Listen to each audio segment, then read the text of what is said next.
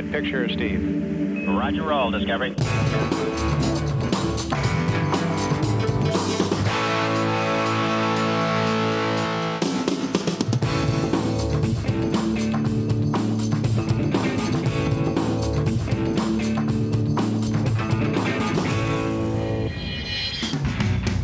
De la saison, la fine équipe d'ORLM revient sur la nouveauté de l'été Windows 10. Nous allons comparer le nouveau système de Microsoft à ce qui sera l'une des principales nouveautés de la rentrée d'Apple côté Mac, à savoir OS 10 El Capitan.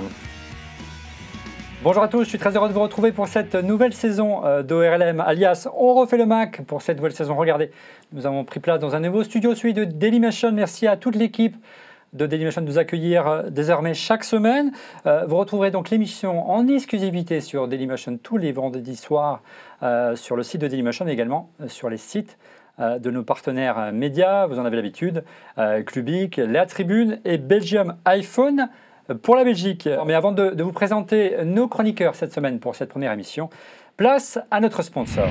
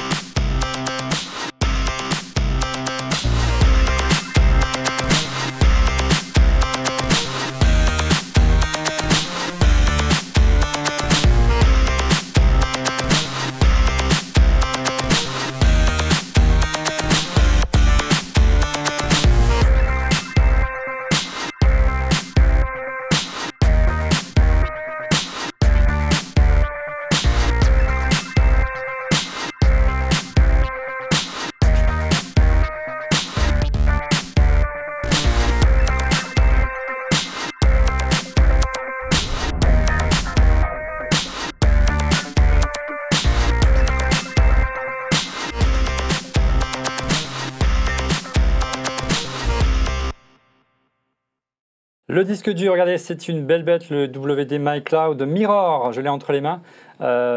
C'est un nouveau modèle par rapport aux anciennes versions que vous avez pu découvrir dans nos précédentes émissions. Il embarque un nouveau OS, il se configure de manière très simple via Safari. Il peut bien sûr disposer d'un NAS à la maison pour que son contenu soit disponible entre tous les ordinateurs, les smartphones et les tablettes. Mais en plus, il vous permet également d'y accéder depuis l'extérieur, de la maison, depuis le bureau, comme si c'était une solution de cloud. Vous pouvez partager vos fichiers très facilement en envoyant un email, un peu comme on le fait aujourd'hui avec Dropbox. Voilà, un bel objet. Merci à WD de nous soutenir. Et il est compatible Time Machine ? Oui, il est compatible Time Machine, comme la plupart des disques durs de WD. Un peu comme une time capsule en fait. Oui, enfin c'est pas exactement une time capsule puisque tu n'as pas de borne Wi-Fi, mais tu le branches très facilement. Regarde sur ta box ADSL puisque tu as simplement une prise Ethernet à connecter à ta box. Et après, donc, il se comporte comme une time capsule, il est très facile à configurer. L'avantage par rapport à une solution de disque dur Wi-Fi standard, c'est qu'il y a deux disques durs. Donc, il fonctionne en RAID 1. Donc, si tu perds tes données sur le premier, tu les récupères sur les deux autres. Et si tu as besoin de changer de disque dur, ça, c'est le gros avantage par rapport à ta capsule. Regarde, tu l'ouvres très facilement pour changer le disque dur. Place à présent à nos chroniqueurs. Vous allez retrouver cette semaine donc les différents intervenants de cette émission. Outre Paul, le Benjamin de cette émission que vous avez l'habitude de retrouver chaque semaine, et l'anthropologue du Mac également. En duplex depuis pas très loin d'ici, un historique de cette émission. Monsieur Rodrigo Sepulveda-Schultz, investisseur, podcasteur, entrepreneur et conseiller en stratégie numérique. Bonjour Rodrigo, comment ça va? Salut Olivier, ça va super. Je suis très content d'avoir été promu à monsieur. Oui, tu vas voir, ça va aller crescendo d'émission en émission. Une nouvelle tête dont on refait le Mac, vous allez le voir dans un instant. Mais avant ça, en duplex, depuis la rédaction de Clubic à Lyon, Stéphane Rucher, notre grand spécialiste Windows. Bonjour Stéphane. Grand, je sais pas. Bonjour. Grand par la douceur, bien sûr. Ouais. Content de revenir pour une nouvelle saison pour décortiquer Windows 10 après avoir décortiquer des écrevisse. Ça, on en parlera un peu plus que ça. On en parlera à la fin de l'émission ensemble en off, mais on va décortiquer Windows 10 et OS 10 El Capitan. Une nouvelle tête, donc je vous disais dans cette émission, c'est un vieux briscard de la presse informatique, un vieux briscard du PC, journaliste, consultant et conférencier spécialisé dans le marketing digital et l'e-commerce.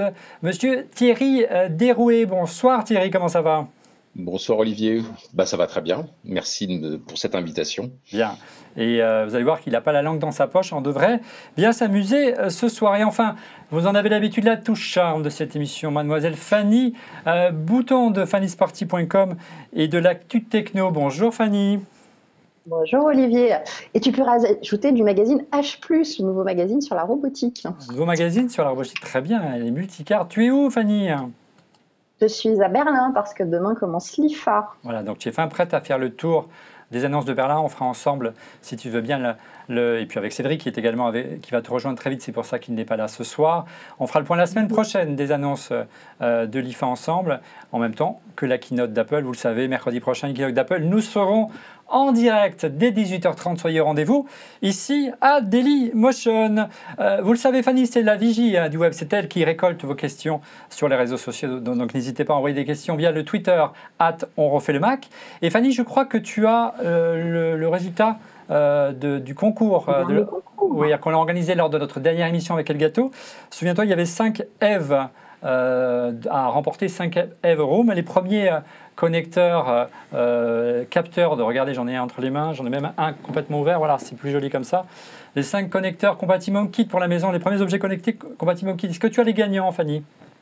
Oui, alors on a New York 214 qui est alias Gabi Taverny, M. Humblé alias Maverick Humblé, D. Corgan alias Stéphane Le Goff et Vive RMI qui est Rémi Viva. Voilà, ce sont nos 4 gagnants. Merci Fanny. Donc, il remporte, regardez, j'en ai entre les mains, c'est tout petit, un Eve Room pour surveiller la température, le niveau d'humidité et surtout la qualité de l'air dans votre appartement, votre maison. Et c'est très simple à configurer. Paul Rony, quelle heure est-il ? Mais c'était en moins 10, monsieur Frigara. Ah, ça y est, tu as investi, Paul Rony ? Eh ben, je me suis équipé, oui, j'ai un peu craqué. Eh ben, moi aussi. On va voir si. On verra dans la prochaine émission. On essaiera de faire le point, si vous êtes d'accord, du nombre de personnes qui ont acheté des Apple Watch. Et puis l'Eve, on aura l'occasion d'en parler lors d'une autre émission. Très prochainement. Oui, tu l'as essayé, toi ? Je l'ai essayé, oui, je l'ai essayé, c'est plutôt sympa. C'est quoi l'avantage d'HomeKit alors ? Vraiment, je m'attendais à galérer pour le configurer, comme pas mal d'objets connectés avec le Bluetooth. Et en fait, HomeKit, tu as une procédure d'installation qui est très simple. Dès que tu lances l'application, que tu télécharges sur le site d'Elgato, tu as un code qui apparaît et tu as un code qui est inscrit derrière le produit et tu le saisis sur l'iPhone et ça se configure et c'est automatiquement synchronisé. C'est du Bluetooth ?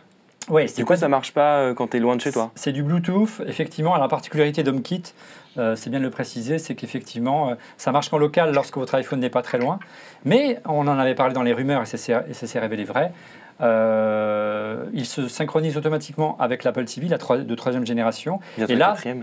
Bientôt 4e, on verra ça la semaine prochaine. Teasing, très bien. Et ça permet d'envoyer les données, de faire passerelle web, passerelle Wi-Fi, et d'envoyer les données sur Internet. Ça fait que de l'extérieur, tu sais à peu près si la qualité de l'air est bonne chez toi. Surtout que il y a plein de petits accessoires qui vont arriver chez Elgato, dont un système très, très sympa qui permet d'allumer ou d'éteindre des objets à distance pour faire croire que vous êtes à la maison, ou simplement dire à Siri, allume la télé ou allume cette lampe. C'est aussi l'autre avantage d'HomeKit. Une fois que l'objet est synchronisé, vous le pilotez avec Siri. Vous n'avez pas besoin d'ouvrir l'application. J'ai vraiment hâte de voir qu'il y ait plein d'autres objets qui arrivent pour vraiment comparer, qu'il y ait vraiment un écosystème. C'est vraiment encore le début. Voilà, trêve de bavardage. Je vous propose tout de suite qu'on fasse le premier point de l'année avec le chiffre de la semaine avec Paul Rony. Alors Paul, quel est donc le chiffre de la semaine ? Le chiffre de la semaine, Olivier, c'est 11,8. Moins 11,8%. Ça représente quoi 11,8%, Paul ? 11,8%, c'est la décroissance du marché du PC au 2e trimestre de l'année 2015. Ouais. Donc on va voir ça en chiffres. Lenovo a écoulé 13,5 millions d'unités de PC grosso modo, HP 12, Dell quasiment 10 et Apple 5,2. C'est beaucoup moins. 5,1. Ce qui est beaucoup moins.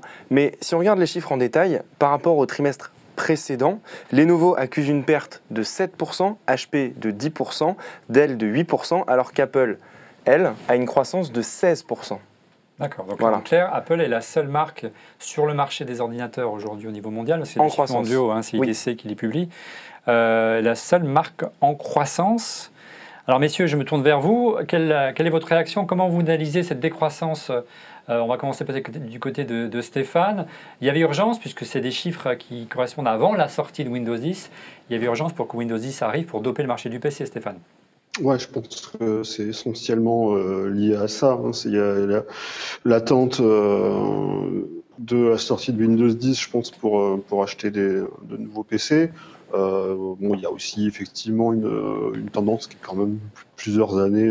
Enfin, le marché du PC est pas super en forme, mais je pense qu'il y a vraiment cet effet là qui existe du côté d'Apple, de Windows, alors que finalement du côté du Mac, on avait eu quand même ces derniers mois quand même de nouveaux MacBook Pro. On avait eu le MacBook qui commence à être vraiment disponible largement. Donc, je ne sais pas s'il y a vraiment aussi peut-être aussi un effet booster. Voilà. Ouais. Alors justement, peut-être du côté de Thierry, comment tu expliques la santé insolente du Macintosh alors que on a vu ces dernières années, il y a eu moins d'innovation en termes d'operating system du côté d'Apple. On n'a fait que faire évoluer finalement le côté matériel et on a déroulé la roadmap qui était prévue sans grand changement. Comment tu expliques cette bonne santé? C'est la lisibilité de l'offre, tout simplement. C'est-à-dire que d'un côté, on a une offre pléthorique sur le marché du PC qui est totalement illisible. Il y a une sursegmentation, il y a une offre qui part dans tous les sens. Il y a encore des machines qui ne sont pas tactiles, d'autres qui le sont, avec des form factors qui sont parfois bien décevants et des marques qui n'offrent rien de très fantastique. En revanche, chez Apple, c'est simple.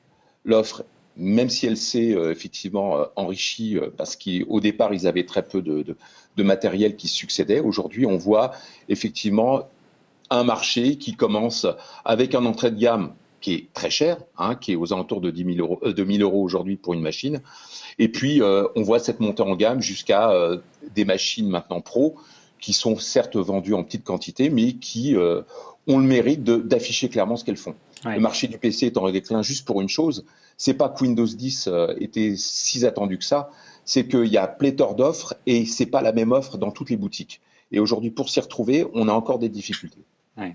On va rentrer dans le détail un instant sur Windows 10 et justement comment on l'installe, s'il est vraiment gratuit. On va pas trop dévoiler ce qu'on va dire, mais il y a quand même un chiffre qui est assez révélateur qu'on m'a révélé la semaine dernière. Un grand éditeur du monde Mac, c'est le nombre de Mac qui ont été achetés d'un coup par IBM.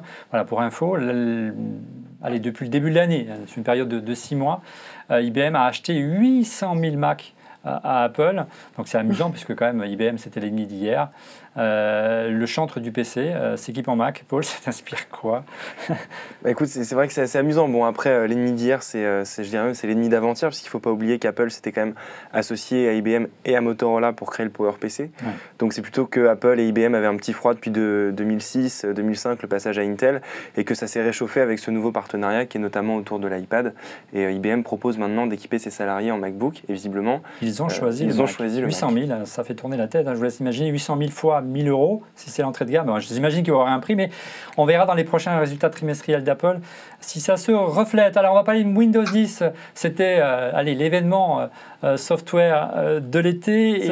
Stéphane, Microsoft a déjà jeté un pavé dans la mare à la surprise générale en annonçant que la mise à jour serait gratuite. Il y a eu pas mal de polémiques. Qu'en est-il vraiment? Est-ce que Windows 10 est vraiment gratuit? Alors, il est gratuit, la mise à jour depuis Windows 7 et Windows 8 pour les particuliers est gratuite la première année. Enfin, c'est-à-dire la première année, c'est-à-dire tant qu'on fait la mise à jour la première année, on n'est pas censé payer. Après, évidemment, quand on a fait la mise à jour, il reste gratuit. On ne va pas payer un abonnement annuel, apparemment. Et par contre, effectivement, c'est que la première année. Donc, a priori, après, on ne sait pas avec Microsoft, peut-être qu'ils vont prolonger la promotion ad vitam aeternam.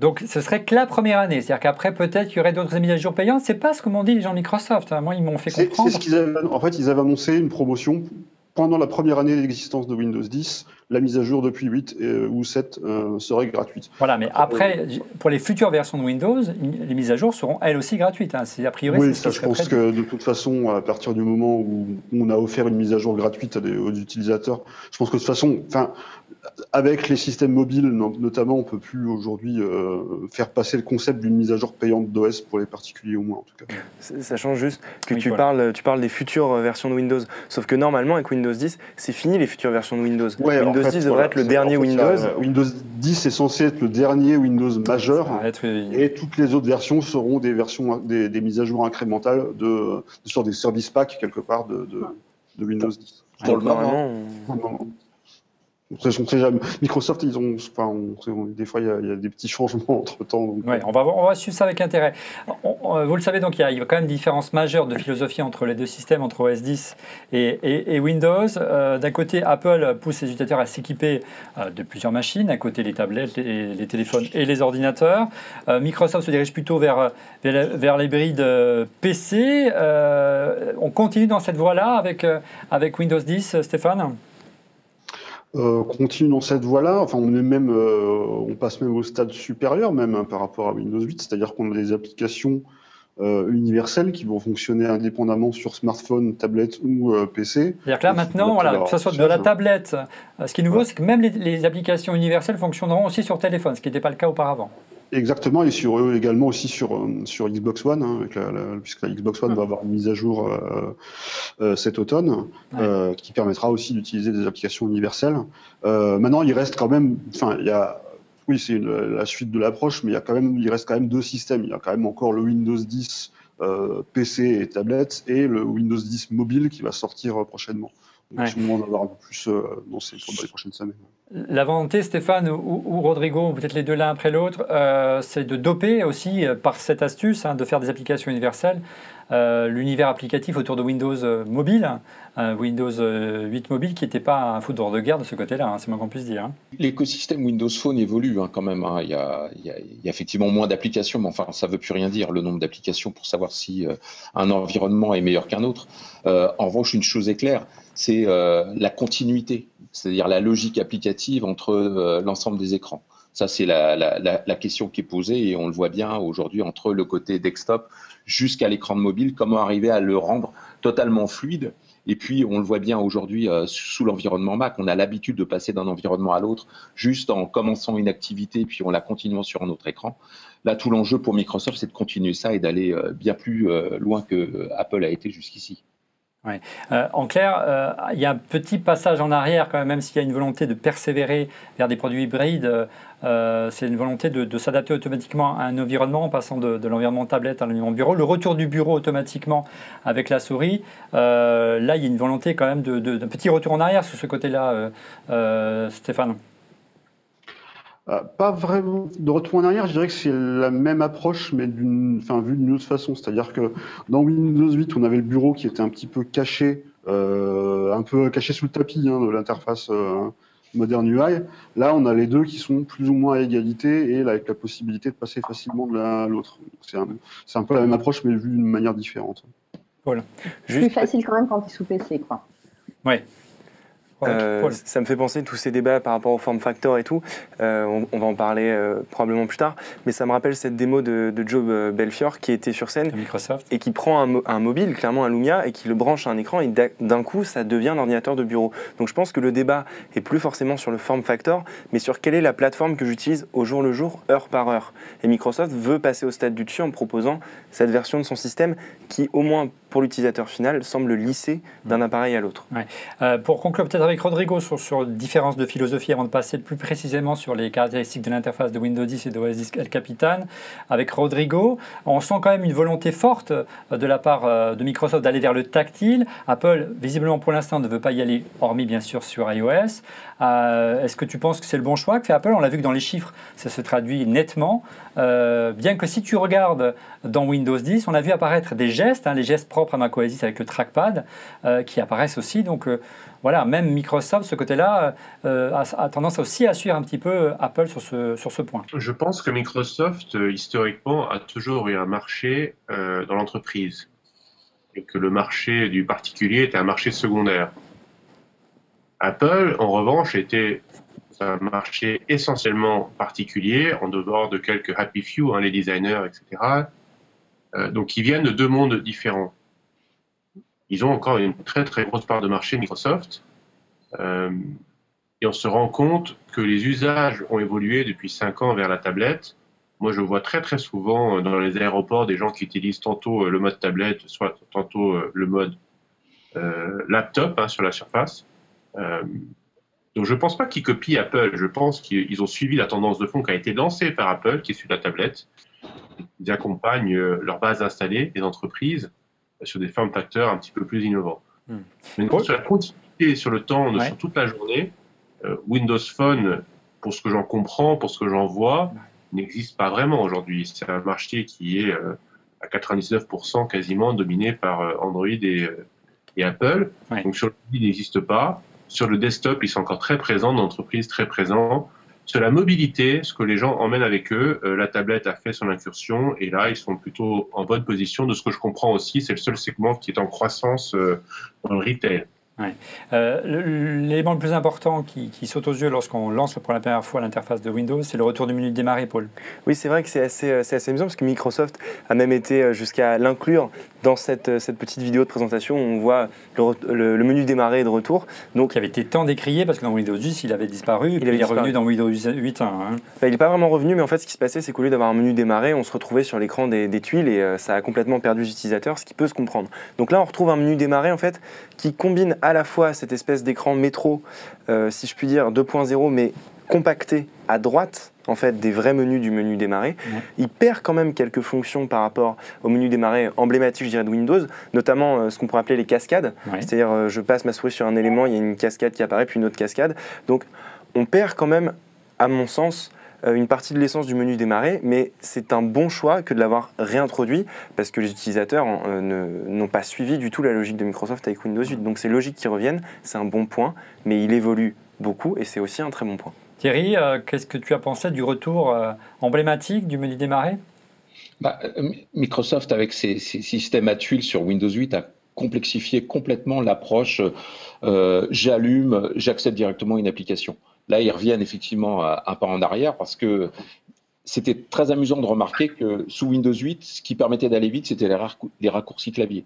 Donc c'est un peu absurde. On revenait pratiquement à... Vous n'avez pas oublié ce qui était avant MS-DOS ? C'est absurde. Donc aujourd'hui, ils ont vraiment remis de l'ordre. Ça plaît à tout le monde. Je pense que c'est assez unanime. C'est assez facile de remettre un peu d'ordre sur ce menu en mettant en avant les applications qu'on désire utiliser. Il y a un classement alphabétique, il y a un accès directement aux fichiers, il y a un accès à une partie des paramétrages de Windows, pas la totalité, parce qu'il ne faudrait toujours pas que Microsoft termine complètement sa révolution.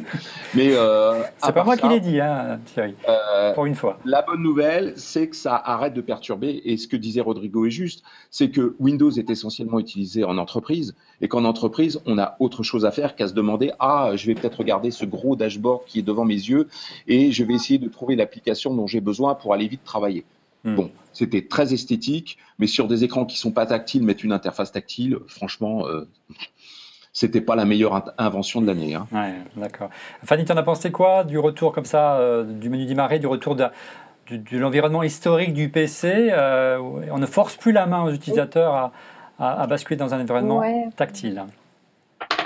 Bah écoute, non, moi je suis vraiment ravie de ce mélange en fait. On a un peu l'impression d'avoir, on garde la nouvelle interface, mais en même temps on retrouve un peu un vieil ami qui avait tenté un relooking un peu violent et puis qui finalement revient à un entre-deux plus moderne. Moi j'ai jamais compris dans le monde PC pourquoi dans démarrer il fallait cliquer pour éteindre la machine sur démarrer. J'ai jamais compris, mais il faudra qu'on m'explique. Mais bon, c'est l'ancien combattant qui parle. Excuse-moi Fanny, je t'ai coupé. C'est une question. C'est une question d'habitude, mais...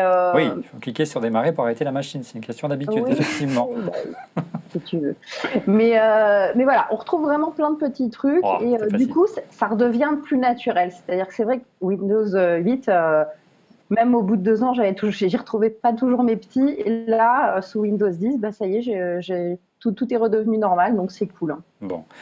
Stéphane. Et en même temps, tu as la modernité, donc c'est vraiment top. D'accord. Je suis passé de Windows 7 à Windows 10 direct, donc j'ai pas eu le problème Windows 8. Donc, tu as bien fait. Moi, ça a été un grand regret de passer à Windows 8. C'est vrai que ça m'a perturbé parce que j'avais pas d'écran tactile sur l'ordi à la maison, que sur les portables que je testais, et même sur les portables, des fois, je trouvais ça assez casse-pied. Donc, Rodrigo, tu n'as pas été choqué de l'évolution, toi, en passant directement de Windows 7 à Windows 10 ?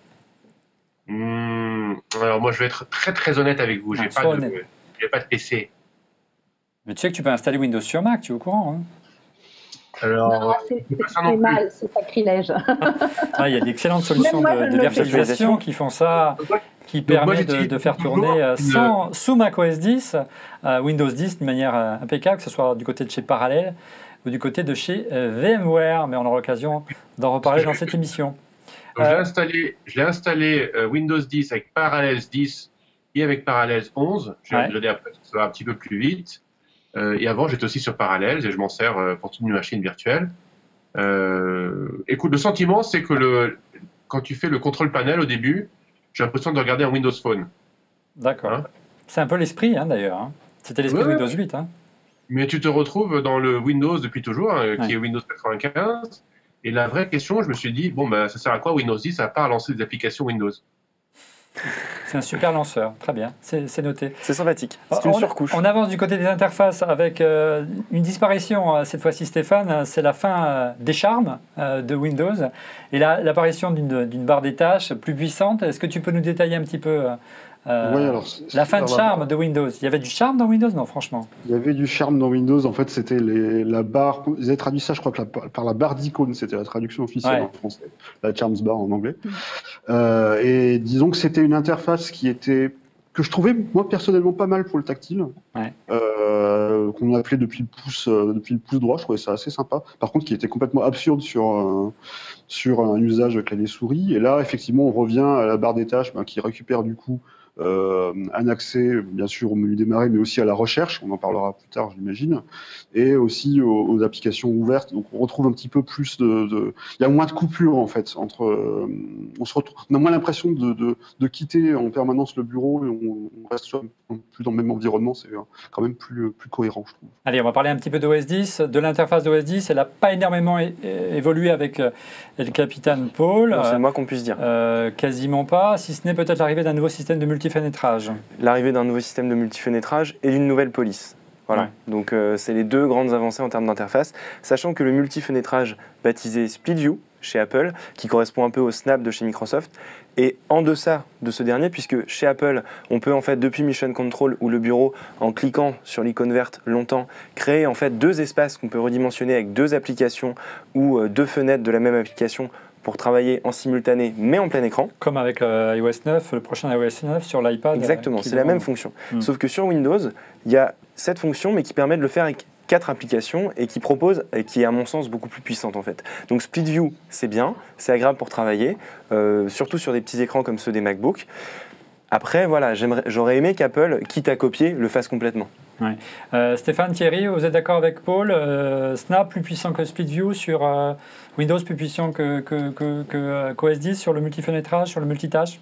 Disons qu'ils ont l'avantage d'avoir introduit la fonctionnalité. Donc, à mon avis, je pense que Apple s'était plutôt calé sur les versions précédentes qui géraient que 2 fenêtres, parce que les 4 fenêtres, c'est une nouveauté de Windows 10. Windows, jusqu'à maintenant, il me semble que dans 7 et dans 8, on pouvait faire que 2 fenêtres comme ça, côte à côte. Mais on pouvait bien sûr organiser les fenêtres comme on voulait, mais le snap, on ne pouvait pas faire le snap dans chaque coin de l'écran pour afficher 4 fenêtres. Thierry, c'est peut-être aussi une volonté d'aider les utilisateurs à aller vers trouver des solutions pour travailler en mode plein écran. On sait que ce n'est pas toujours évident, notamment sur l'iPad. Moi j'ai plutôt le sentiment, c'est pour essayer de donner de la cohérence entre l'iPad et puis macOS 10. Parce que fondamentalement, certes, sur Windows 10, c'est plus puissant d'en mettre 4, mais je vois pas tellement l'intérêt. Ou alors si on travaille sur des écrans de 65 pouces. Donc aujourd'hui, ça a juste un intérêt, c'est on peut mettre facilement côte à côte 2 applications, voilà. Et puis peut-être aussi préparer le terrain, parce que quand on va avoir des iMac peut-être avec des définitions Retina, et en 4K par exemple, comme il circule un petit peu ici et là, ça aura peut-être effectivement plus d'intérêt d'utiliser la densité de pixels qu'on a sous les yeux. Enfin, mettre 4 applications pour en trouver vraiment un réel avantage, faudra qu'on me démontre l'intérêt. Ouais. Mais pourquoi pas, de toute façon, plus il y a de possibilités, mieux c'est pour l'utilisateur. Reste pour conclure avant de passer. 3 écrans connectés à mon Mac. Pardon, Rodrigo? Moi, j'ai 3 écrans connectés à mon Mac, dans lesquels je peux faire 3 fenêtres pleines. Donc voilà, j'ai le même besoin. Sur Windows, le snap, c'était surtout une manière de de ranger ses fenêtres rapidement, en fait, plus que... Et ça marche vachement bien. Et pour conclure sur ce sujet, avant de passer au busomètre avec Paul Rony, une petite réflexion qui est toute personnelle et c'est un peu mon dada. On ne comprend pas pourquoi Apple n'introduirait pas à terme un peu de tactile dans OS 10, sachant que les nouvelles générations, nos enfants, pour ceux qui en ont, et la famille va bientôt s'agrandir, croyez-moi. Bref, une petite incartade, oubliez ce que j'ai dit. Eh bien, les enfants, ils ont naturellement l'envie de toucher l'écran. C'est un geste naturel pour eux. Et combien de fois j'ai vu des jeunes enfants venir sur un PC ou sur un Mac et toucher l'écran plutôt que le clavier ou la souris. Donc, c'est une nécessité, à mon avis, aussi pour les nouvelles générations. Et voilà, on peut continuer à travailler avec son trackpad, avec sa souris, avec son clavier. Et en plus, offrir une interface tactile pour certaines conditions, pour zoomer, pour... Et je pense que, je ne vais pas faire ma prédiction foireuse de Monsieur X qui n'est pas là ce soir, mais la logique voudrait qu'Apple arrive aussi un jour vers le tactile. Là, on verra si l'avenir nous donne raison. On est presque à la moitié de l'émission au busomètre avec Paul Rony. Alors Paul, quel est donc le busomètre cette semaine? Beaucoup de rumeurs avant le direct de la semaine prochaine. Et oui, c'est les meilleurs busomètres de l'année, c'est ceux avant les conférences d'Apple. Oh. Alors, le busomètre. Première rumeur, l'iPhone 6S. Oui, elle était sans surprise. Elle était trop facile. Ouais. Donc 5 étoiles, c'est assuré, on sait quasiment tout. L'écran Force Touch, on est quasiment sûr. Une caméra de 12 mégapixels, de la 4K pour filmer, sans doute. Par contre, toujours un départ à 16 gigaoctets. Chez Apple, ça ne change pas, on est pingre. Une épaisseur un petit peu revue à la hausse, un nouveau processeur, mais globalement, pas de grosse révolution. Très bien. Deuxième rumeur, deuxième au top du busomètre.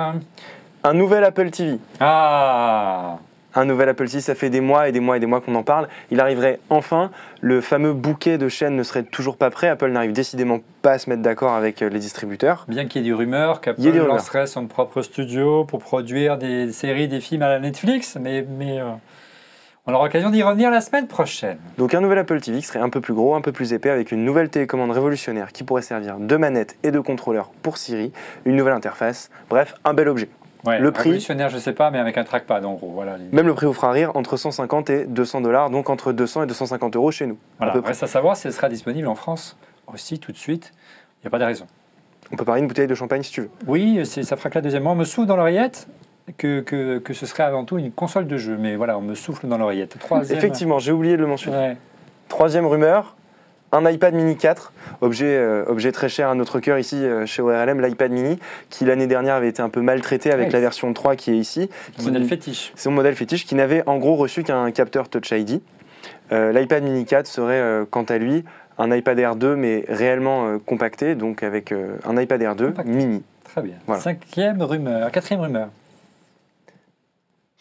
J'ai quand même réussi à le mettre dans le busomètre, dans le premier busomètre de l'année. Mais c'est pas pour septembre, ça. Pour novembre. Pour novembre. Et pourquoi pas pour décembre pendant que tu y es? Pour novembre, il faut lire. Ouais. Mais parce que. Il faut lire. Oui, alors comment?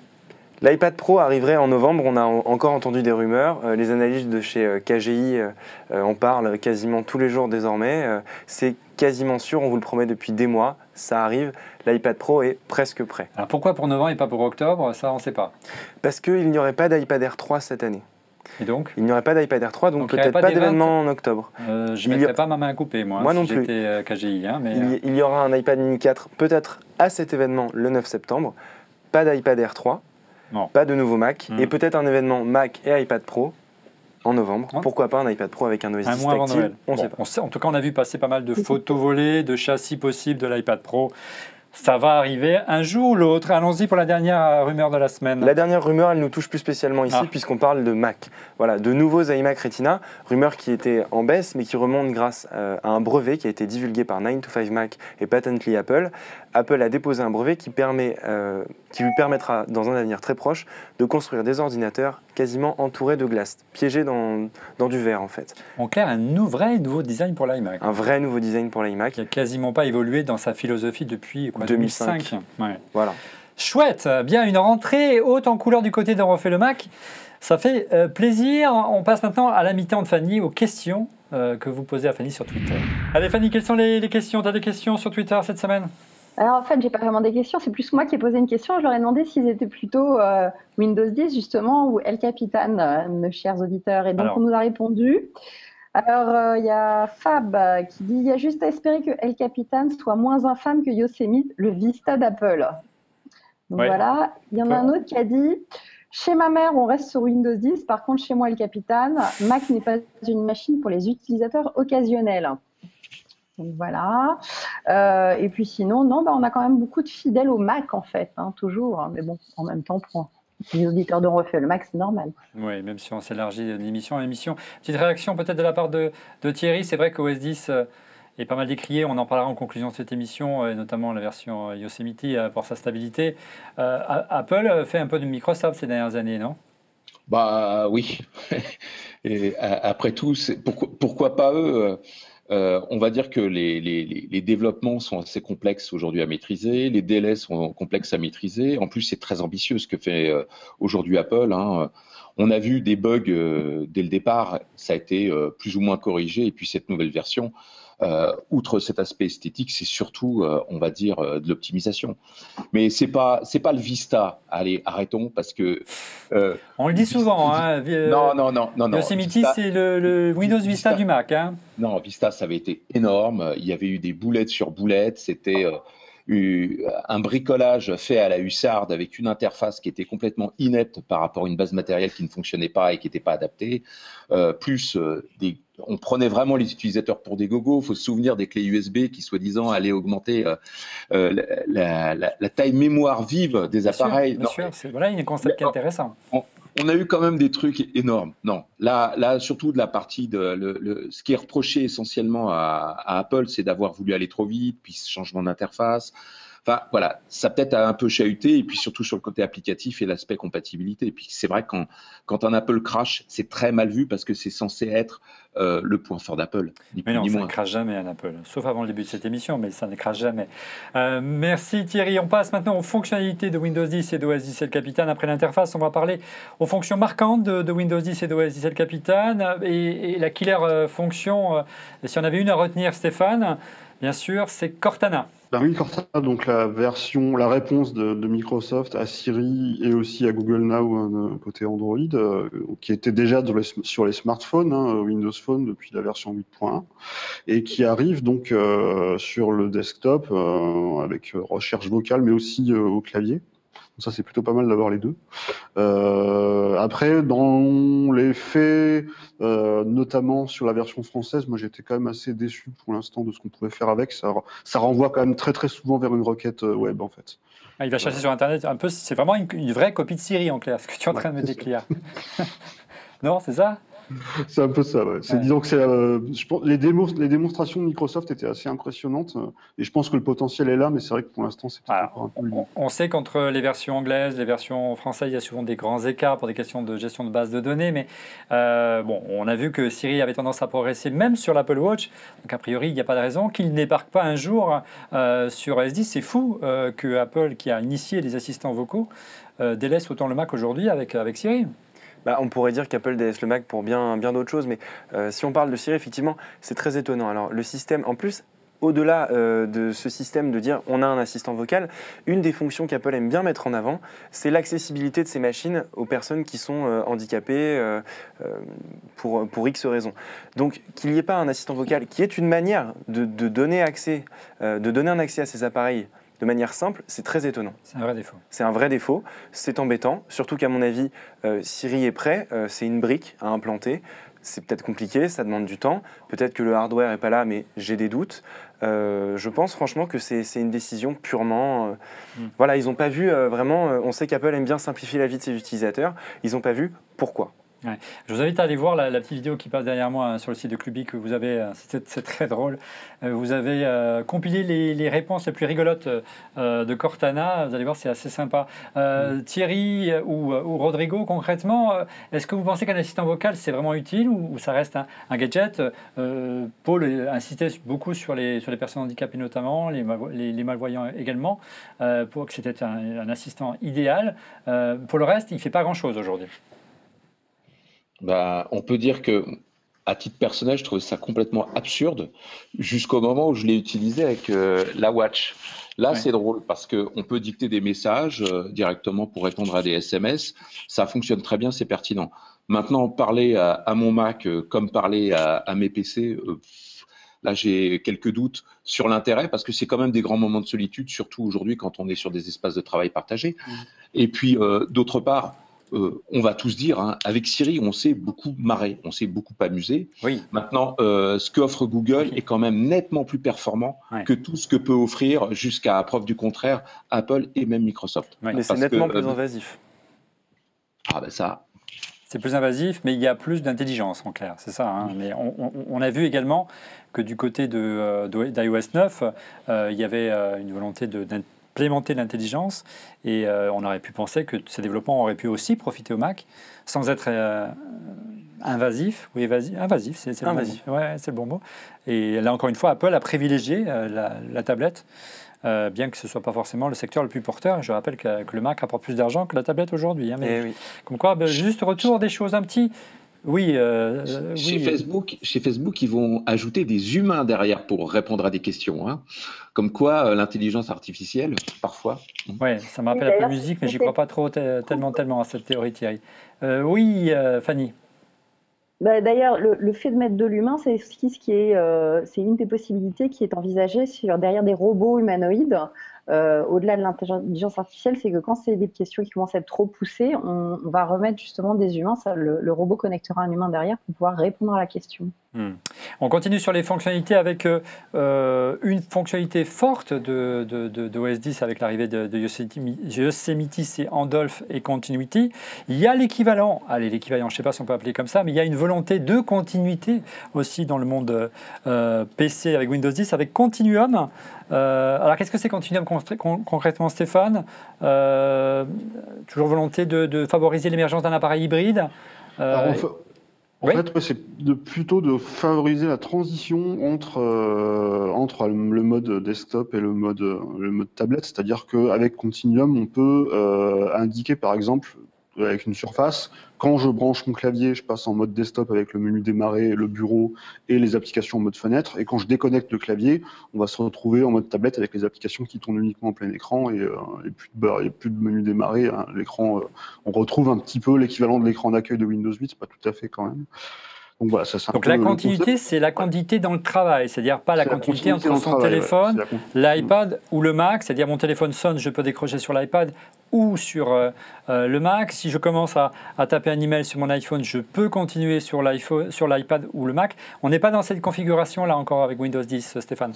C'est pas vraiment cette configuration-là. Et par contre, il y a aussi, on l'avait évoqué un peu plus tôt, il y a aussi la Continuum qui est prévu sur certains smartphones Windows 10. Donc, on pourra avoir un environnement de bureau quand on connecte son smartphone à un écran ou à un clavier et une souris, ce qui est plutôt pour des marchés où le smartphone est devenu vraiment le seul ordinateur qu'on utilise, notamment dans les marchés émergents. Ça commence, c'est une tendance qui commence à venir. Mais oui, c'est plutôt ça. En fait, la continuité, c'est plutôt la continuité des usages entre différents modes, du côté Windows.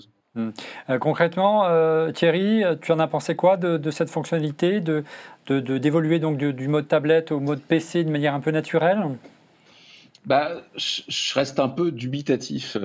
Moi, j'ai essayé le côté un peu applicatif entre, d'un côté, on va prendre le Word en version tactile sur un PC tactile avec le Word complet. Et là, c'est un gros moment de solitude parce que fondamentalement, je ne comprends toujours pas le mode tactile de Windows. En tout cas, pour l'aspect applicatif. Je vois pas réellement le bénéfice. Alors, il y a toujours le problème, c'est parfois on a du mal à fermer une fenêtre avec un doigt sur un écran Windows, ce qui peut paraître un peu stupide, mais enfin on dira qu'il y a aussi le stylet pour faire ça, il y a aussi le clavier pour faire ça, il y a aussi la souris pour faire ça. Et je trouve que on s'y perd un petit peu en conjecture.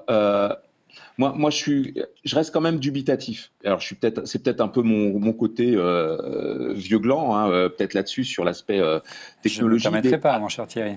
Mais on va le dire quand même. Je suis pas le Benjamin de l'émission, mais à trop vouloir en faire et à trop donner de possibilités d'accès à l'utilisateur, on s'y perd complètement en conjecture. Ouais. Moi, j'aurais singulièrement préféré qu'il travaille davantage l'aspect, on va dire, stylet, parce que la reconnaissance d'écriture sur Windows 10 marche vraiment très très bien. Sur Surface notamment. Oui. Sur Surface, oui. Mais là, en rajouter une couche et puis essayer de faire comprendre qu'on peut passer d'un mode tactile à un mode pas tactile. Bon, ok, ça peut avoir du sens, mais il faudra me démontrer comment. Alors, c'est peut-être avec du temps, c'est peut-être avec des usages, c'est peut-être avec des nouvelles applications enfin adaptées. Mais en tout cas, j'ai quand même du mal à comprendre ce besoin qu'on a de tout mélanger. Ouais. Parce que, mine de rien, même si on peut glisser effectivement d'un univers avec des tuiles comme ça et des petites tuiles, bon. Pour conclure sur ce sujet, Rodrigo, toi qui as un Mac relativement récent depuis peu et donc qui a découvert depuis peu Yosemite et Continuité et Andolph, qu'est-ce que tu en as pensé? Pour toi, c'est un gadget ou une vraie valeur ajoutée? Je sais toujours pas ce que c'est que Continuité et Andolph, c'est des mots marketing que moi je comprends pas. Il va vraiment la faire la dissertation sur Ubuntu est-il une cause perdue, hein? Il va la faire d'ici la fin de l'émission. Il est très dissipé, mais vas-y, Rodrigo. Non, mais je sais pas ce que c'est. Franchement, on me balance des nouveaux concepts, je sais pas ce que c'est. Tu me dis, je peux continuer à travailler au même endroit sur mes différents écrans, ça je comprends. Attends. Bon, il se trouve que je travaille moi sur mes différents écrans tout le temps. Comme tu sais, j'ai un iPad, un iPhone, un gros Mac et un laptop. J'ai jamais remarqué cette fonction. Donc soit elle n'est pas activée chez moi, je pense. Je sais pas comment l'activer. Voilà. En revanche, pour les appels, je trouve ça très pénible. Parce que quand je suis branché à mon bureau, ben, j'ai 3 ou 4 devices en même temps et je ne sais pas lequel sonne, je ne sais pas lequel prendre. Ouais. Il faudrait effectivement qu'il y ait un système un petit peu d'intelligence évolué. Je sais que c'est facile à dire, mais qui détecte quel appareil on utilise au moment où ça sonne. Et donc, à partir du moment où on utilise le Mac, ben, ça sonne sur le Mac et pas sur l'iPhone. C'est vrai que c'est assez pénible. Au bureau, ça nous le fait souvent quand on a 4 ou 5 appareils, sans compter l'Apple Watch. Il y a tout qui sonne. C'est vraiment ridicule. On avance sur Spotlight. Je voudrais juste dire un truc, Olivier, là-dessus. D'ailleurs, je conseille de le désactiver sur le Mac, sur le MacBook Air, par exemple, parce que ça divise par 2 la bande passante du Wi-Fi. On s'en est rendu compte avec Driss Abdi, on avait fait des tests et en fait, il faut aller désactiver cette fonction dans iMessage parce que ça réduit énormément le débit et c'est très casse-pied quand tu veux naviguer sur Internet et que tu utilises beaucoup tout ce qui est fenêtre et Internet. Donc voilà, moi je vous conseille en effet de recevoir les appels sur la Watch si vous l'avez ou sur l'iPhone, mais pas sur le MacBook. Donc, autre fonctionnalité, Stéphane, la fonction recherche, qui est un petit peu l'équivalent dans Windows de Spotlight. Est-ce que c'est aussi évolué, l'outil de recherche? Est-ce qu'il est aussi puissant que Spotlight? On sait que sur Mac, il est assez remarquable. Alors, il y a quelques petites limitations sur la recherche de Windows 10, et notamment au niveau du moteur qu'on peut utiliser, ce qui est limité à Bing. Donc, c'est un peu ça contraint un petit peu les résultats, notamment en France où c'est pas aussi bien localisé, encore une fois. Et il y a aussi pas de recherche pour l'instant dans le contenu des emails, donc ça c'est aussi une petite limitation. Sinon, je trouve ça assez bien intégré. Moi, j'aimais bien la recherche de Windows 8. Il y avait une recherche en plein écran qui était contextuelle selon le type de contenu qu'on cherchait, personnalité des lieux, etc. C'était pas mal. Je regrette un petit peu que ça ait disparu dans Windows 10. Ouais. Par contre, il va pas bien sûr, quand il va rechercher sur Internet, il va chercher sur Bing. Donc, il n'y a évidemment pas Google ou Yahoo ou d'autres moteurs de recherche. Mais c'est pas aussi évolué, Paul, que Spotlight. Clairement pas, puisque Spotlight, en fait, ce qu'Apple a fait depuis 2 versions de son système, je compte déjà El Capitan comme étant une version du système, c'est que Spotlight est passé du petit menu qu'on avait dans la barre des menus qui permettait de chercher dans son Mac à carrément, c'est un point d'agrégation de l'expérience utilisateur. C'est-à-dire que je fais pomme espace où j'appuie sur Spotlight, d'un coup je peux chercher, je peux mettre document créé en septembre, bim, j'ai une liste de tous mes fichiers créés en septembre. Spotlight comprend maintenant le langage naturel, je peux lui poser des questions sans avoir à ouvrir un navigateur internet, mais il va déjà aller chercher la donnée en question, par exemple la météo, quelque chose comme ça. Donc il y a cette volonté aussi de court-circuiter peut-être Google, un petit peu en passant par la bande.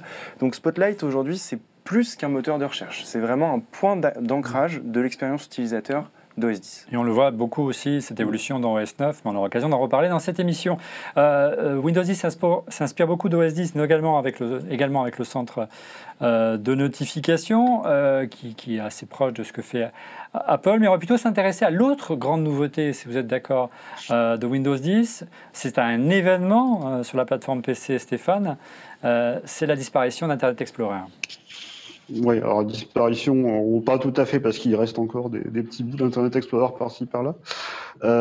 Mais oui, donc il y a un nouveau navigateur Microsoft Edge qui a un nouveau moteur censé être plus respectueux des standards du web. IE avait déjà fait des progrès là-dessus dans les dernières versions quand même. Donc on repart d'une feuille blanche, Stéphane, c'est ça ? On repart plus ou moins d'une feuille blanche avec une bonne interface aussi qui est assez épurée, qui est vraiment chouette. Moi, j'aime beaucoup l'interface de Edge. Stéphane, une réaction à Edge par rapport notamment à Safari? Est-ce que tu penses qu'Internet Explorer a été victime de Safari pour pas faire un vilain jeu de mots? Je pense qu'il c'était surtout victime de Chrome et de Firefox ces dernières années sur Windows. Après, sur le mobile, effectivement, Safari était une grosse concurrence. Mais je pense que vraiment le but de Microsoft, c'était vraiment de se remettre à la page par rapport aux autres navigateurs sous Windows, et notamment Chrome qui continue à squatter à disputer sa domination. Ouais. Alors Safari sur OS El Capitan, il y a quelques avancées également, mais c'est assez timide. Quelques avancées un peu mignonnes. Par exemple, dans Safari OS 10, il y a quelques petites nouveautés sympathiques. Par exemple, des onglets en fait qu'on peut accrocher en fait à la barre où on a ces différents onglets, qui vont en fait se rafraîchir en permanence et qui vont supporter une fermeture du navigateur et qui vont c'est très pratique pour les réseaux sociaux, Twitter, Facebook ou des sites d'information. Donc ça, c'est une nouveauté sympa. Une nouveauté qui permet de couper le son d'un contenu flash un peu trop intempestif. Voilà, il y a quelques fonctions de partage en plus. Globalement, c'est une évolution en douceur. Oui, on peut parler même de légère mise à jour. On peut parler de légère mise à jour quand même, mais c'est rien par rapport aux changements qu'on a vus en passant de Mavericks à Yosemite, par exemple. Thierry, Rodrigo, le fait que l'ogre de Redmond abandonne Internet Explorer, tant décrié au fil des années, avec une volonté monopolistique sur le marché, qui a tué Netscape il y a des années, c'est quand même... Les années 90. Les années 90, J'étais pas né. Oui, j'essaie de terminer ma phrase, c'est pas facile. C'est quand même un reflet fort du déclin, je dirais, de l'influence de Microsoft sur la planète high-tech de ces dernières années. Thierry, Rodrigo. IE est pas mort sur la partie pro. Donc, quand on déploie les versions professionnelles de Windows 10, IE est toujours là pour des raisons de compatibilité, parce qu'il y a quand même beaucoup de choses qui tournent en intranet. C'est quand même un signe fort donné, Thierry. Ouais. Mais l'arrivée de Edge, c'est juste une refonte complète pour se mettre à niveau. Et a priori, on n'a pas encore tout vu. C'est pas. Il y a des choses qui peuvent être faites, comme annoter des pages, les partager. J'ai des doutes sur son usage, mais bon, le navigateur en tant que tel est assez simple. Mais c'est une évolution. Est-ce que c'est une révolution? Il ne faut quand même pas pousser. Ils ont juste changé le nom, mis un peu d'esthétique autour et apporté des fonctionnalités, pour le coup, vraiment adaptées à l'utilisation d'un stylet et pour faire de l'annotation et du stockage de documents, comme on peut le faire aujourd'hui sous OneNote. Rodrigo, de ton côté, tu penses que c'est un signe du déclin de Microsoft de ces dernières années, de l'abandon d'Internet Explorer? On ne peut plus imposer un logiciel, une application, un standard, comme ils l'ont pu le faire aussi facilement dans le passé? Ils l'ont fait très très très sérieusement face à Netscape. Oui, ils l'ont tué. Il y a un bouquin qui racontait un peu ça, je crois que ça s'appelait Hard Drive sur Bill Gates. Après, ils l'ont fait avec Firefox. Et puis sont arrivés les nouveaux barbares qui sont Google et qui sont Apple, qui ont lancé Les nouveaux barbares. Qui ont lancé des nouveaux browsers, qui ont pris une énorme part de marché, qui tournent sur toutes les plateformes et qui tournent bien, auxquelles on est habitué. C'est un petit peu bizarre qu'ils aient fait tomber la marque Internet Explorer. Alors peut-être qu'elle a été associée à trop de choses négatives, mais c'est un petit peu bizarre, moi je trouve. Est-ce que ça annonce le déclin de Microsoft? Ça illustre en tout cas. C'est plus ça la question. Je n'irai pas là. Ce qui serait le plus le déclin de Microsoft, c'est que l'interface principale aujourd'hui d'accès à Internet, c'est le mobile, donc tablette ou téléphone, et que Microsoft est assez absent, je trouve, sur ce secteur-là.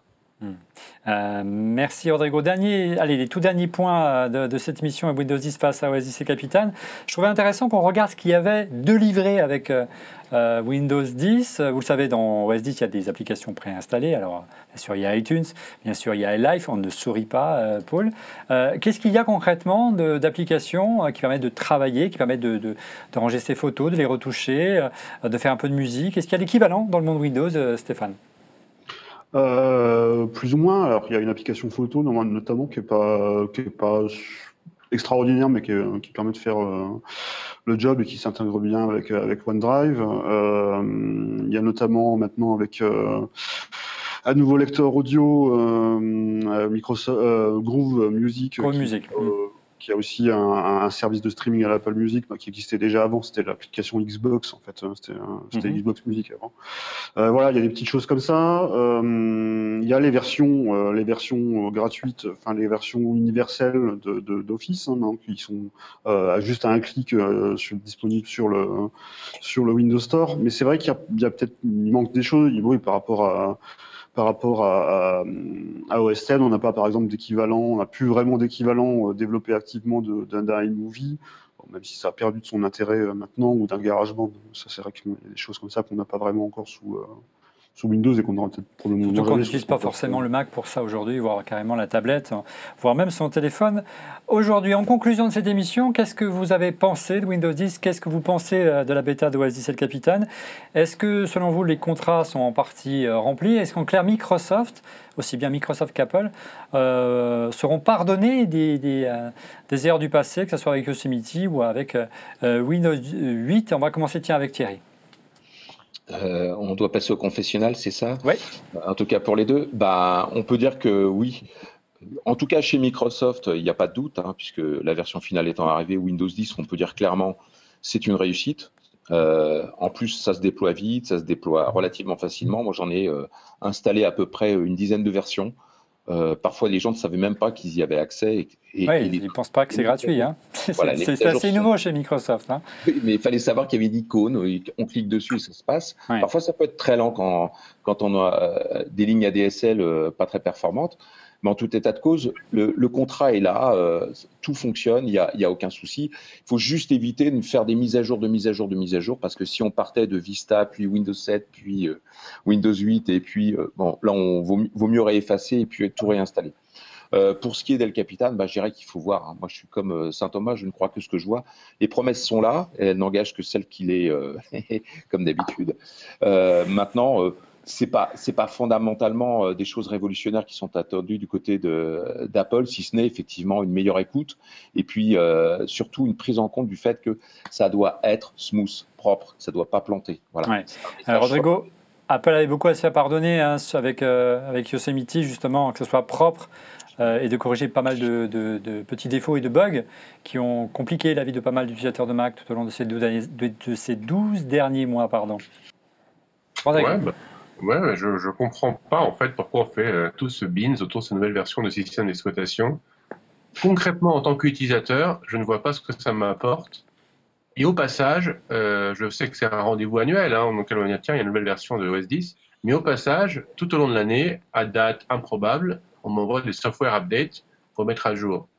Donc, est-ce que c'est juste la compilation des software updates de toute l'année? Je sais pas trop, quoi. Ça change pas ma vie utilisateur. Je suis pas devant la queue en train de faire de la queue devant Apple pour changer mon système d'exploitation.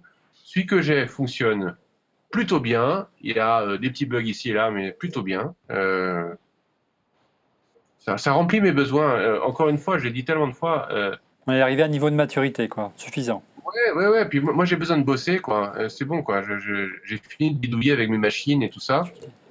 Moi, j'installe, ça marche. Je demande rien de plus. Et là où ça se passe, c'est au niveau applicatif, plus que sur le niveau des systèmes d'exploitation. Allez, brillamment, Stéphane, vraiment très court, et Fanny pour conclure. Windows 10, moi je suis vraiment satisfait. J'ai quand même un petit bémol. Je trouve qu'il a été lancé un petit peu tôt par Microsoft. Je pense qu'ils auraient peut-être dû attendre encore un petit mois ou deux parce qu'il y a quand même pas mal de bugs. Notamment sur les applications universelles, au lancement c'était assez tendu.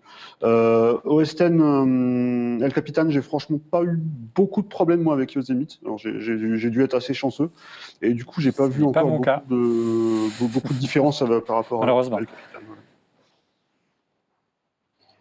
Merci Stéphane. De ton côté, Fanny, pour conclure, quel est ton ressentiment, ton verdict concernant Windows 10 et OS 10 et le Capitaine? El Capitan, moi comme d'habitude, j'attends toujours la version officielle, tu sais, pour l'instant. Je ne mets plus les bêtas ni rien. J'attends vraiment le lancement pour pas avoir de bugs, parce que j'ai trop de drivers et trop de logiciels qui tournent dans tous les sens. Pareil pour Windows 10. Windows 10, pour l'instant, j'ai aucun souci. Je suis vraiment contente et voilà, je pense que c'est une bonne évolution parce que Windows avait besoin de quelque chose et le 8 était quand même bien foireux. Donc voilà, donc je dis bravo aux équipes des développeurs qui ont même bien bossé derrière. Ça a été lancé un peu tôt aussi parce que en fait il fallait qu'ils puissent déployer avant Noël en fait pour les ventes de Noël. Je pense qu'ils se sont dépêchés pour ça. Et les constructeurs avaient une grosse attente là-dessus et ils voulaient pas que ça sorte en septembre après le back to school parce que ça aurait été problématique pour eux. Donc je pense que c'est pour ça qu'ils ont préféré le lancer aussi. Merci Fanny. Moi personnellement j'aurais bien voulu un peu plus d'audace de la part d'Apple. Il y a une fonction que j'ai bien aimée dans Windows 10, c'est le système d'authentification, la possibilité d'authentifier par un système de biométrie. Ça nous rappelle quelque chose dans le monde Apple avec Touch ID. Pourquoi? À quand Touch ID sur macOS 10? Voilà une fonction plutôt sympa pour déloquer son Mac. Voilà, tu serais une continuité sans jeu de mots qui serait assez logique. Je crois qu'on a une petite breaking news au moment où on enregistre cette émission. Paul. Oui, ma montre vient de me souffler quelque chose. Ça me fait plaisir. J'ai pas osé le mettre comme ça dans le buzomètre, mais peut-être que j'aurais dû. Comme quoi j'avais une heure d'avance. L'iPad Pro pourrait être révélé la semaine prochaine, le 9 septembre, et novembre serait sa date de commercialisation. Voilà. On hésite encore visiblement chez Apple à le présenter la semaine prochaine ou début octobre. J'espère que ce sera la semaine prochaine. Et puis rien ne dit que ce soit une version Pro. Hein. Ça sera peut-être simplement un iPad. Non, on parle d'iPad Pro. Plus grand, voilà. Rendez-vous la semaine prochaine pour le direct. En attendant, on passe à vos coups de cœur. Allez, les coups de cœur, on commence tout de suite par Rodrigo. Alors les copains, vous savez qu'on vient de finir l'été? Oui, enfin oui. Toi, l'été n'est jamais terminé, Rodrigo. Est-ce que vous savez ce que c'est que ça?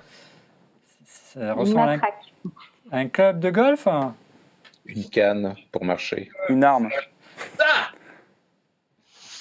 Ça c'est un driver. Ouais. Ça, par exemple, c'est quoi? Un put. Un bois. Mais non, c'est un sol wedge. C'est bien pour ça, c'est les rotules. Et ça, c'est quoi? Un putter. Je te reste 30 secondes, Je te présente Rodrigo. ORLM façon Fortune de France. Regardez ce que j'ai mis au bout de mes clubs. Je sais pas si vous voyez là, en vert, j'ai rajouté un petit truc qui pèse que quelques grammes. Et c'est des capteurs pour club de golf. J'en ai 13 dans mon sac. Et ça sert à quoi? Bonne question, non? Eh bien, quand vous prenez un club sur un parcours de golf, il sait quel est le club que vous prenez.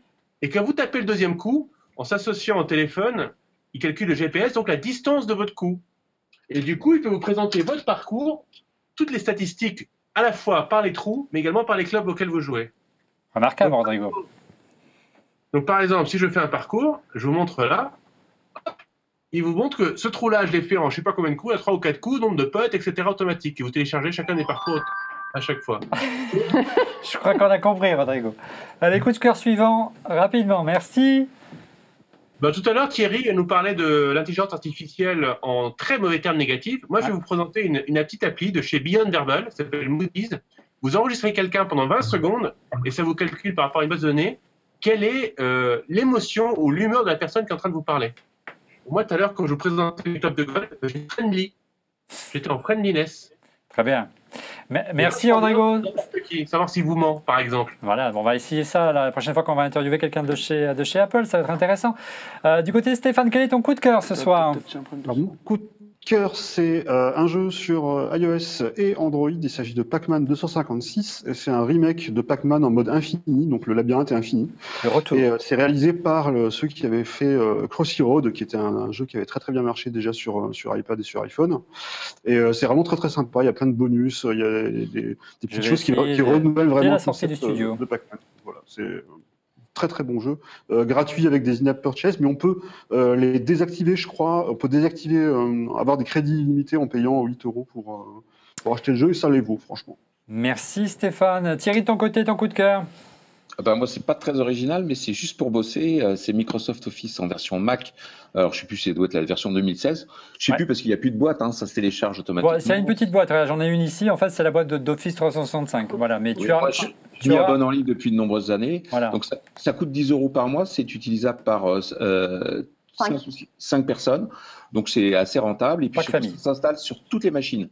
Et quand je dis toutes, c'est sur des Windows, sur des Macs, sur des iPads, sur des iOS et sur aujourd'hui des Android. Et surtout, la version Mac, ce qu'elle rattrape, c'est qu'on peut enfin travailler dans le cloud. Et puis, parfois, travailler aussi à plusieurs. Donc, ils sont en train... Collaboratif, on attendait ça depuis longtemps du côté d'Office. Tout à fait. Merci Stéphane, merci Thierry, pardon. De ton côté, Fanny, quel est ton coup de cœur ce soir? Alors, moi, mon premier coup de cœur, c'est Disney Infinity 3.0 parce qu'on intègre enfin Star Wars et que donc il y a des magnifiques figurines et que je suis fan de celle de Chewbacca et Dark Vador, bien évidemment, et que j'attends avec impatience celle d'R2D2. Et mon deuxième coup de cœur, c'est le Meizu MX4, mais par Canonical. Pourquoi ? Parce qu'il est sous Ubuntu, un smartphone sous Ubuntu. Et ben, c'est bien sympa. Il est commandable qu'en ligne sur le site meizu.com, mais il vaut 299 €. C'est vraiment pas mal du tout. Manque même encore un petit prix peu vous fera rire. Mais c'est un beau choix pour passer à autre chose. Merci Fanny. Paul, de ton côté, ton coup de cœur, quel est-il ? Mon coup de cœur, Olivier, cette semaine, c'est une Je sens une émotion dans ta voix. Bah oui, parce que c'est une équipe qui a décidé de créer une réplique de l'Apple 1. Voilà, alors là, on les voit en train de recréer l'Apple 1 celui qui était dans le garage avec Wozniak et Steve Jobs. Oui, il y a même une partie qui s'est passée dans une cuisine, mais on n'en parle jamais malheureusement. La cuisine, oui. Et dans la chambre de Steve Jobs. Bon, bref, il s'est passé énormément de choses dans plein de pièces de la maison. C'était les années 70. Mais donc voilà, cette équipe a décidé de recréer l'Apple 1 et je suis de tout cœur avec eux, je trouve ça absolument génial. Et là, ils refont le boîtier en 3D, j'ai pris cette scène-là. Donc il va être commercialisé ou c'est juste pour la gloire ? Je crois que c'est pour le moment, c'est pour eux. C'est pour voilà, eux. mais c'est un super projet et j'ai hâte d'en apprendre plus. Non, il n'y a rien. Non ? On ne demande pas toujours des sous ? Bon, moi, j'arrête de regarder le passé, je regarde le présent. C'est important de regarder le présent. Je vis dans le présent ici, maintenant. Regardez, c'est un accessoire pour habiller vos MacBook ou vos MacBook Pro. Moi, j'ai plutôt craqué. C'est Glitty qui fait ça. C'est un peu comme les autocollants qu'on vous propose chaque mois. Regardez dans le numéro d'iCreate. Vous retrouvez nos petits stickers pour... je vais vous les sortir pour décorer vos Macs. Chaque mois, des modèles différents. Il y en a encore ce mois-ci. 6 € en kiosque, allez-y. Ça ne coûte quasiment rien. Surtout quand on voit le prix des autocollants. Glitty, lui, c'est carrément une couverture tout en bois qui vient recouvrir l'intégralité du capot, donc il le protège vraiment. C'est une finition très soignée en cerise ou en noyer. Alors le prix évidemment est très élevé, autour des 79 $, mais j'ai craqué, donc je devrais le recevoir bientôt et je vous montrerai l'effet que ça fera sur ma machine et mon magnifique MacBook Pro Retina. Voilà, nous sommes arrivés au terme de ce 198e numéro d'On refait le Mac. Merci de l'avoir suivi. Vous retrouvez chaque semaine Fanny, Rodrigo, Paul, Stéphane et bien sûr Thierry, j'espère très bientôt dans On refait le Mac. Et quant à nous, soyez bien au rendez-vous la semaine prochaine, puisque nous serons en direct dès 18h30 pour le live d'On refait le Mac. On va courir en direct pendant près de 2 heures la keynote d'Apple. On va savoir si l'iPhone 6 et S et Touch, Force Touch. Et Force Touch, j'oublie toujours. Si l'Apple TV aura un bouquet façon Canal+, ou fera des jeux vidéo. Et si j'aurai mon iPad Pro. Et si tu auras ton iPad Pro. Et un petit coucou à H Magazine, donc la nouvelle publication de Fanny. Allez l'acheter en kiosque. Il faut soutenir la presse papier. Merci à tous d'avoir participé à cette émission. On se retrouve dès la semaine prochaine, mercredi 18h30 sur Dailymotion. À bientôt. Au revoir.